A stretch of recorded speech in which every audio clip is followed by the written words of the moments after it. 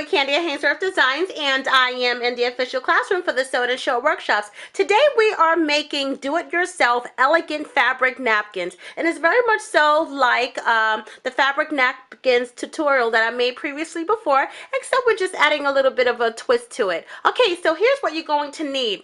Now, when you go into the restaurants and so forth and you use their fabric napkins, they are not regular standard size because they take into consideration that ladies like to place napkins on their laps, and so they are oversized. They are more so like 20 by 20 or 22 by 22 or even sometimes 24 by 24. Today we are making a large size napkin, but it's going on a dining room table. Okay, so you're going to cut two pieces of fabric. That's going to measure, let's say 22 by 22. That's what I'm starting out with today, and that's going to be for the back and the front. You're going to need a cutting tool, either a rotary cutter or a pair of scissors will do. You are also going to need a marking tool. Okay, I'm using a pencil. You're going to need some trim.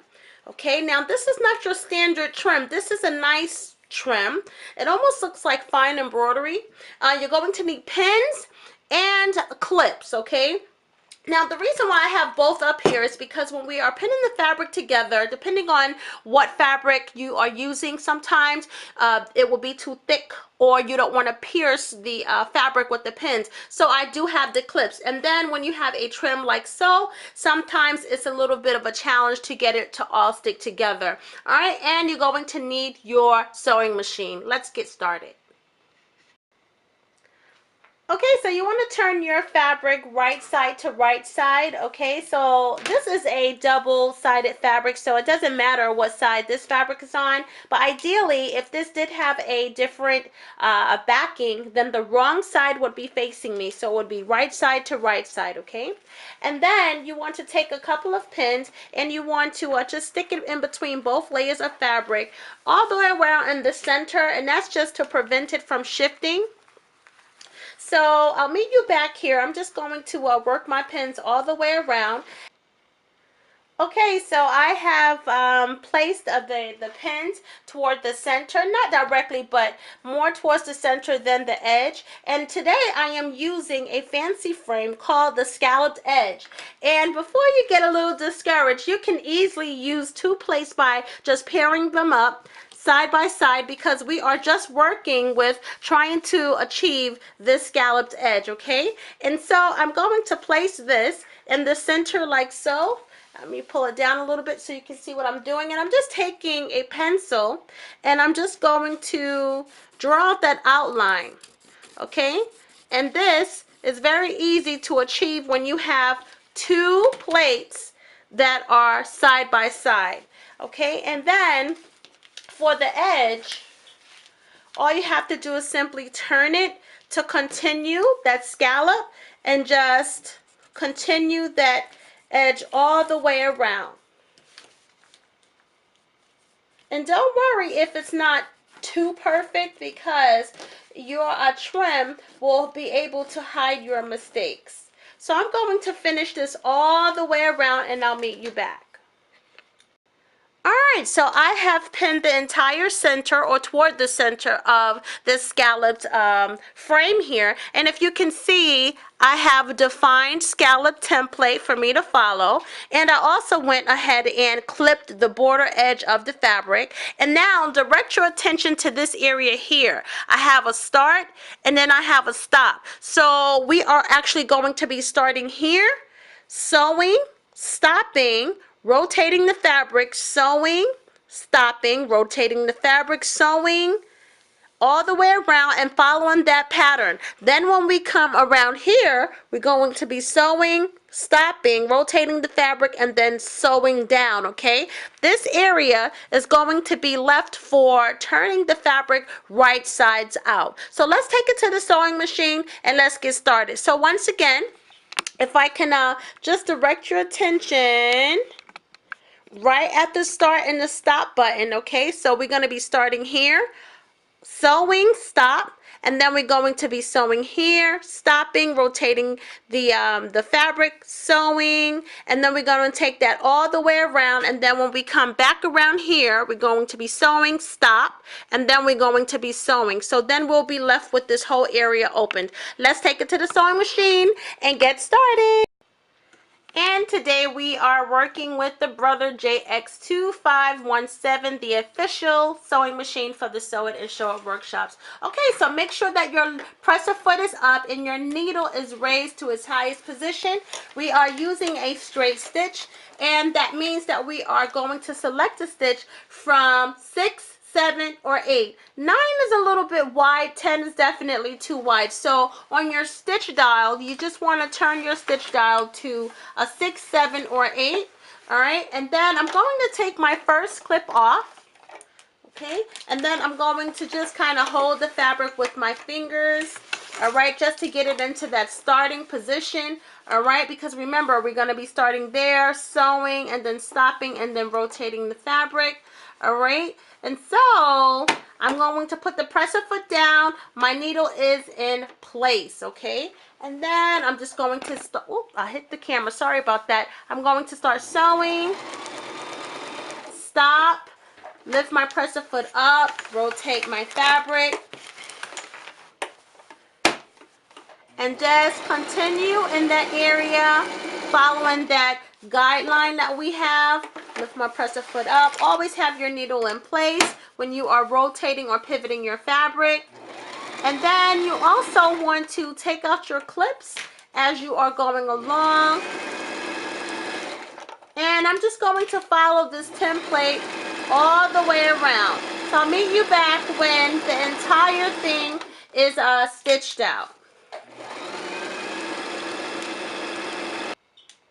Okay, so I have finished sewing all the way around except for this area right here, sewing all the way around, and I also trimmed it out as well as I removed the pins. The one thing I want to point out is that when you are trimming it out, because remember we sewed directly on top of this line, you want to make sure that when you're cutting you don't cut your stitch line, otherwise you have just kind of messed up your project. And remember that opening that we have, okay? It's a nice opening, so we shouldn't have too much problems there. You want to take your scissors and just kind of snip right in the corner of those points. It will help when you are turning, but you want to make sure that you don't snip your stitch line. So just maybe a hair, an eighth of an inch. Just to snip, and then you want to turn it right sides out, okay? And if you need a turning tool or a pencil or a chopstick, you could just reach in there and just pull it out. And then a chopstick or something will help you define the shape of your scallop. And you know what? I gotta tell you, this technique will make awesome placemats as well, using about 4 sauces or 4 small plates.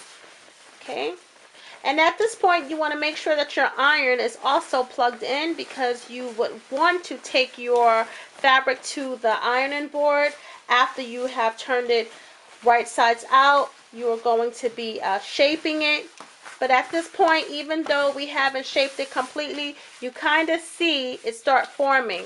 Okay, so I'm just going to shape the scallop petals pretty much, and then I'm going to take it to the ironing board and give it a good press.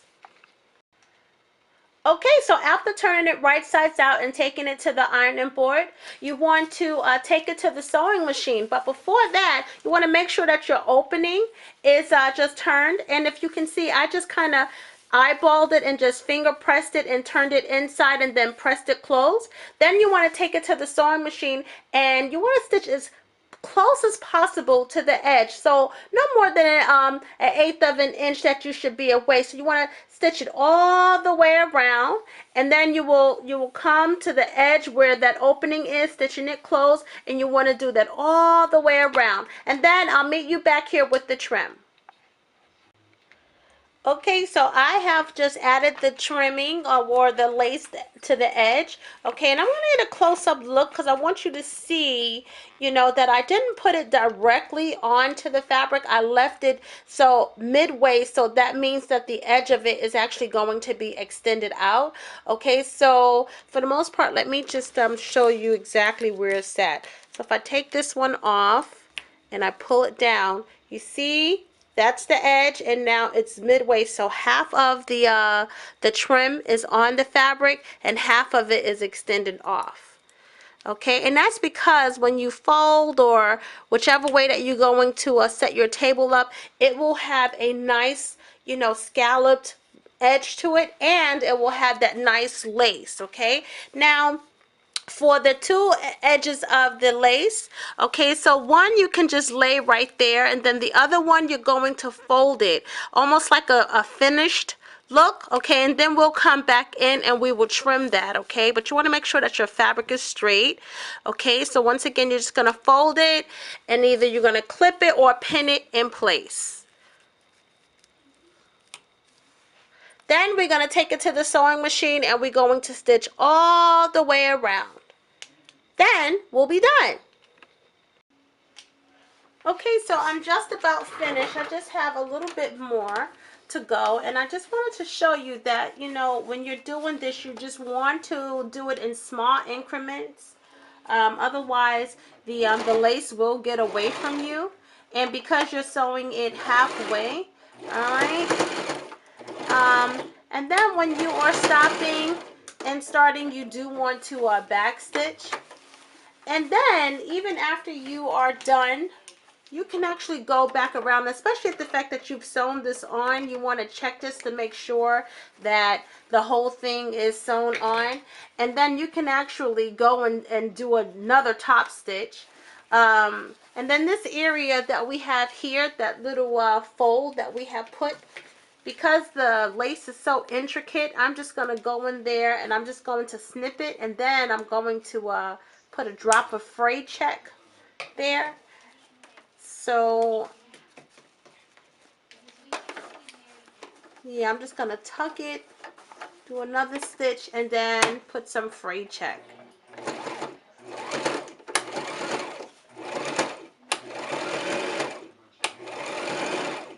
All right, so let's see what we have here so far. I mean, this thing is absolutely gorgeous. I just want to tell you that it really is. It's large. It looks almost like a beautiful placemat. I mean, it could really much so go for a placemat. It is really, really, really pretty.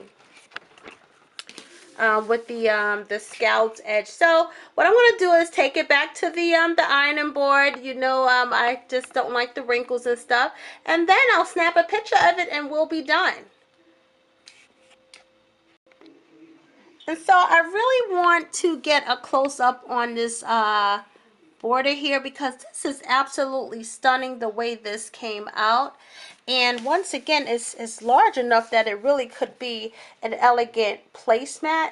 And then when you grab it from the center, like so, and put it like in, one of them fancy positions that the napkins be on, you'll have this scallop edge. I mean, and with a nice napkin ring, that is really pretty.